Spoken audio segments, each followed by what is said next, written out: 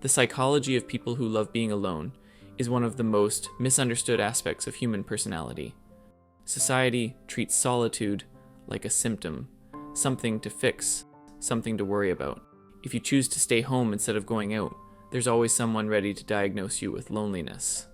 But here's what the research actually shows. A 2016 study from the University of Rochester found that people who prefer solitude show distinct patterns of well-being that have nothing to do with social anxiety or depression. They're not running from people. They're running towards something else entirely, something most of us never learn to access. And the difference between someone who loves being alone and someone who's simply lonely. That difference reveals something profound about how human consciousness actually works, because loving solitude isn't about disliking others. It's about having a fundamentally different relationship with your own mind. There's this assumption baked into our culture that humans are default social creatures, that we're supposed to crave constant interaction, that we should feel energized by crowds, fulfilled by packed schedules. And if you don't, well, something must be off. Your parents worry. Your friends take it personally. Dating apps ask if you're adventurous and outgoing, like those are the only acceptable answers. But psychologist Annalee Rufus wrote an entire book on this and found something critical. People who prefer solitude aren't experiencing a deficit of social desire. They're experiencing a surplus of internal life. Their inner world is so rich, so demanding of attention, that social interaction often feels like an interruption rather than a supplement. Think about it like this. When you're alone, where does your mind go? For most people, it goes nowhere comfortable. Silence feels like a void they need to fill immediately with Netflix, or scrolling or texting someone, anyone. But for people who love being alone, silence is where the real activity happens. Their thoughts aren't background noise, they're the main event. A 2012 study published in the Journal of Research in Personality found that people with a preference for solitude scored significantly higher on measures of creativity and self-reflection, not lower on social skills, not higher on depression. Higher on the ability to generate novel ideas and engage in complex internal processing. This is the misreading. We see someone turning down an invitation and assume they're isolated, but they might be in the middle of a conversation with themselves that's more engaging than anything happening at that party. They might be working through an idea or observing their own emotions with the kind of attention most people never give themselves. The philosopher Søren Kierkegaard said that boredom's the root of all evil because it forces us to confront the self. But people who love solitude, they're not afraid of that confrontation. They've learned to sit with themselves without needing distraction, and that ability, that changes everything about how they move through the world. So what's actually happening in the brain of someone who craves solitude?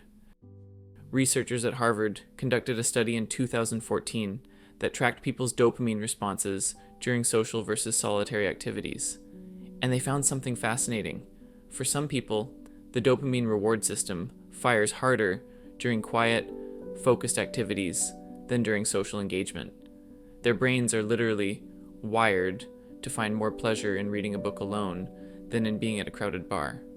This isn't about being broken, it's about where your nervous system finds its baseline. The psychologist Marty Olson Laney explains it through what she calls the stimulation threshold. People who love being alone have a lower threshold for optimal stimulation. They reach their peak, functioning with less external input. A conversation with one person over coffee gives them more dopamine than a party with 50 people gives someone else. Too much social noise doesn't energize them. It exhausts them. Not because they lack social skills, but because their system processes everything more intensely. Imagine your brain like a recording studio. Some people need loud volumes to hear the music, but others have such sensitive equipment that even a whisper comes through crystal clear. Turn the volume up too high, and all you get is distortion. That's what small talk feels like to someone who loves solitude. Distortion. They're not being judgmental. They're not thinking they're better than you. Their brain is just screaming at them that this This surface level exchange about the weather or weekend plans. This is using energy that could be spent on something that actually resonates. And here's where it connects to something deeper. Carl Jung made a distinction between introversion and extroversion that most people get wrong. He wasn't talking about shyness. He was talking about where you direct your libido, your life energy. Extroverts direct it outward toward objects and people. Introverts direct it inward toward thoughts and internal processing. People who love being alone aren't just introverts. They're what Jung would call deeply individuated. They've developed a relationship with their unconscious mind. They trust their inner voice enough to spend time listening to it.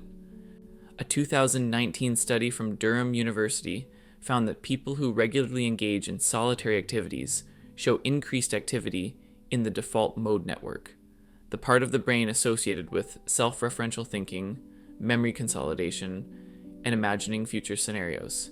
Their brains are literally more active when they're alone. So when someone says they need alone time, they're not shutting down. They're powering up. But what does this actually look like in real life? Picture this. It's Friday night. Your phone buzzes with an invitation. Group dinner, maybe drinks after. And immediately, you feel it. Not excitement, not even neutral.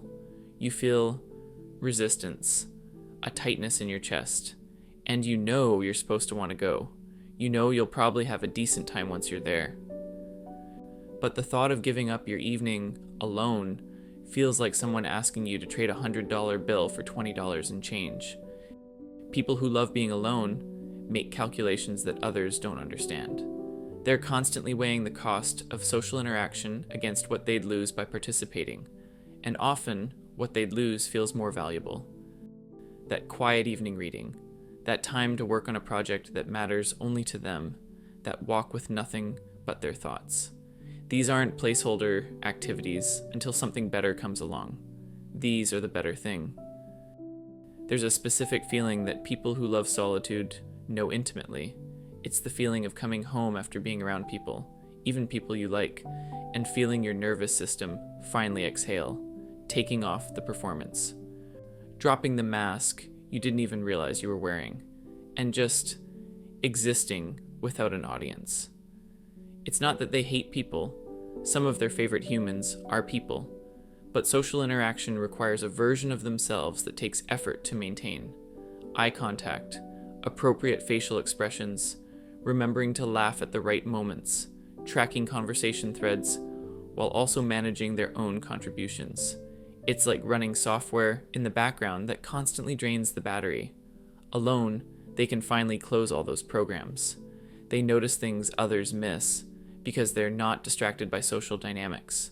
The way light hits a room at a certain time of day, the rhythm of their own thoughts, the subtle shifts in their emotional state. They have access to themselves in a way that constant social stimulation makes impossible.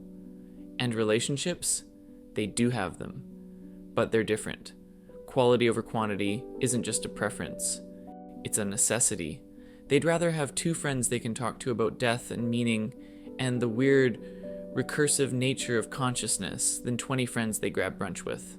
Surface level connection doesn't just bore them, it actively depletes them. There's also this. People who love being alone are often more comfortable with their own darkness. They've spent enough time with themselves to know their shadows. The petty thoughts, the ugly emotions, the parts of themselves that aren't Instagram ready. And instead of running from that through constant distraction, they've learned to sit with it, to integrate it. That's what solitude actually does. It forces honesty. You can lie to other people. You can perform. But alone with nothing but your own mind, there's nowhere to hide.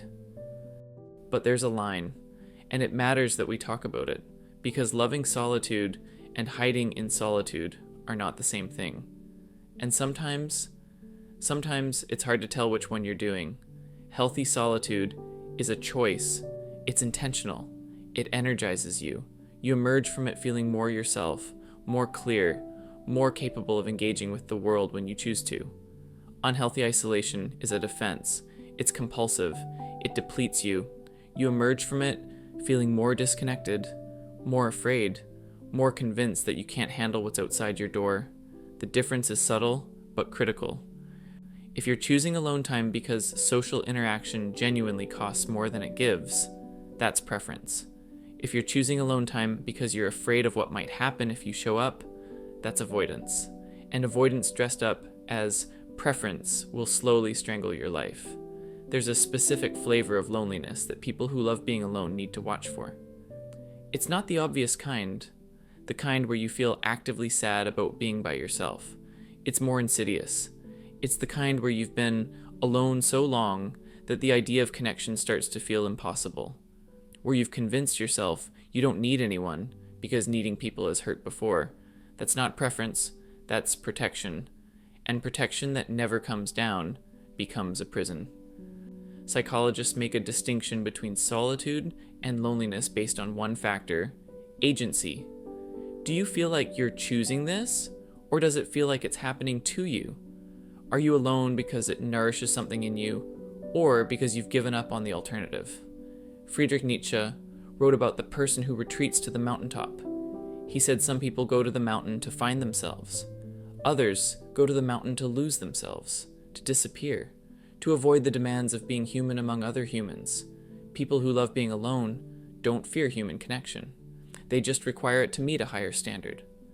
But if you've reached a point where no connection meets that standard, where everyone feels like too much or not enough, or just fundamentally incapable of understanding you, that's not discernment anymore. That's isolation wearing the mask of superiority. And there's one more shadow. Sometimes loving solitude becomes an identity you defend rather than a preference you honor. You start to perform it. You make it a point of pride that you don't need anyone. You collect evidence of other people's shallowness to justify your distance. You turn your sensitivity into a wall. The healthiest people who love being alone, they don't wear it like armor. They simply know themselves well enough to honor what they need without making it mean something about everyone else. Solitude is beautiful. It's necessary. For some people, it's where they do their best thinking, their deepest feeling, their most authentic living. But it should never become the only place you can breathe. So maybe the question isn't whether you love being alone or not.